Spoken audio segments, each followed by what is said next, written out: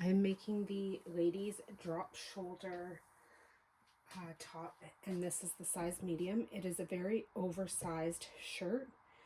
This is 24 inches across, so it'll be about 48 inches around, which is quite large, and it's going to shrink because it's cotton. I have not pre-washed this, but I'm not worried because of how oversized it is. So I have the right sides together for the front and the back, and I'm going to serge with a 4-thread serger. You could also use a zigzag stitch if you don't have it. I'm going to serge across the shoulders, and I'm going to serge down here through both of the side seams. I have the arms folded right sides together, and I'm going to sew along these seams here. And I have the neckband cut out. It's folded right side together. I'm going to fold it right sides together, fold it in half again, and I'm going to stitch along here. Everything will be a 1/4 inch seam allowance. So I've turned the body right side out, and I've taken the sleeve, the larger side of the sleeve. You can see one end's a little bit larger and curved out. I've taken that, placed it right sides together, and attached the sleeve to the body. I will do the same thing on the other side. I have also marked the center points on the neck and the band. Now that it's been stitched, I can open it up.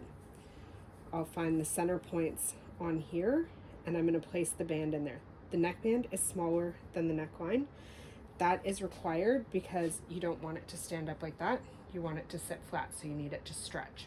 So it is going to have to ease in there. So I'm going to put both arms on, stitch it. I'm going to hem around the bottom of the arm once it's done, and I'm going to hem, well, not hem yet, sorry, serge around the bottom in preparation for the hem, and I'm going to serge around the bottom of the body in preparation for the hem. So I've secured the neckband, and you can see that the neckband is smaller. I'm going to have to stretch the neckband to get it to fit. So you're going to need to make sure that whatever fabric you're using for your neckband has quite a bit of stretch to it. The nice thing is, if your body fabric doesn't, maybe only has 10 to 20% stretch, you could use a ribbing in a contrast color for the neckband and the arms that has 40% stretch to make that work. So I've got it secured evenly. I will serge it, or if you don't have a serger, you can use a zigzag stitch or a 3-step zigzag stitch.